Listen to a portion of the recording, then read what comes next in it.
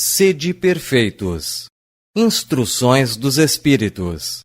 Os superiores e os inferiores.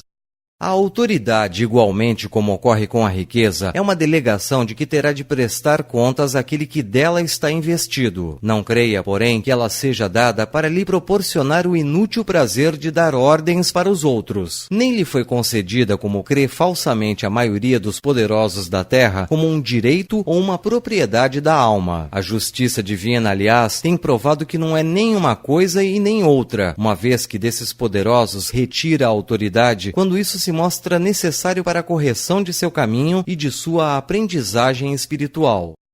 Se a autoridade fosse um privilégio que fizesse parte da personalidade de quem a exerce, ela não lhe poderia ser retirada. Ninguém pode dizer que uma coisa lhe pertence quando essa coisa lhe pode ser tirada sem o seu consentimento. A autoridade é concedida a título de emissão ou de prova, quando se torne conveniente para as experiências evolutivas da alma e pela mesma causa poderá ser retirada.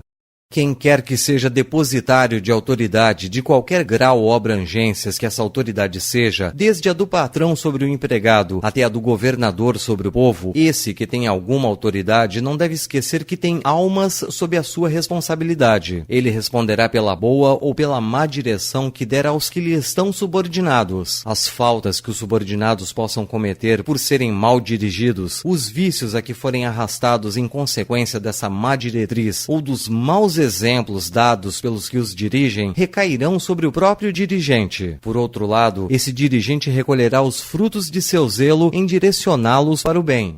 Todo homem tem sobre a terra uma missão, pequena ou grande. Qualquer que seja a sua missão, ela sempre lhe é concedida para o bem. Desviá-la do bem é, portanto, fracassar no seu desempenho. Deus pergunta ao rico: que fizeste da fortuna que deveria ser nas tuas mãos a fonte de felicidade à tua volta? E perguntará a quem foi concedida alguma autoridade: que uso fizeste dessa autoridade? Que males evitaste? Que evolução produziste? Se eu te confiei almas que necessitavam de direção, não foi para torná-las escravas de tua vontade, nem instrumentos passivos de teus caprichos ou de tua cobiça. Eu te fiz forte e te confiei os fracos para que os amparasse e os ajudasses a subir até mim. O superior que esteja compenetrado das palavras do Cristo não menospreza nenhum daqueles que estejam submetidos a si, porque sabe que as diferenças sociais e profissionais não existem diante de Deus. O Espiritismo lhe ensina que os que hoje lhe obedecem talvez já tenham sido seus dirigentes ou poderão dirigi-lo futuramente. O superior de hoje poderá ser tratado mais tarde, assim como tem tratado hoje a seus subordinados.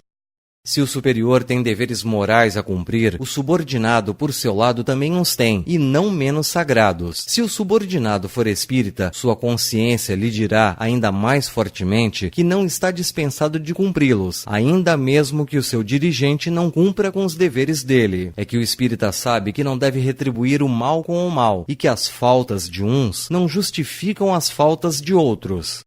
Se ele sofre na sua posição de dirigido, dirá que sem dúvida o merece, porque ele mesmo, talvez, terá abusado outrora de sua autoridade e que deve sentir agora as dificuldades que fez outros sofrerem. Se está forçado a suportar essa posição por não encontrar outra melhor, o Espiritismo lhe ensina a resignação a essa circunstância como sendo uma prova para a sua humildade, prova essa necessária para a sua evolução espiritual. A sua fé espírita orienta a sua conduta. Ele deve agir como desejaria que os seus subordinados agissem com ele, se ele fosse o superior. Por isso mesmo, ele se faz mais atencioso no cumprimento de suas obrigações, porque compreende que todo relaxamento no trabalho que lhe é confiado é um prejuízo para aquele que lhe paga o salário e a quem ele deve o seu tempo e os seus cuidados. Em outras palavras, o espírita, quando subordinado ou encarregado, está requisitado pelo sentimento do dever moral que nasce de sua fé e pela certeza de que todo desvio do caminho reto será uma dívida que ele terá de resgatar, cedo ou tarde. François-Nicolas Madeleine, Cardeal Morlot, Paris, 1863.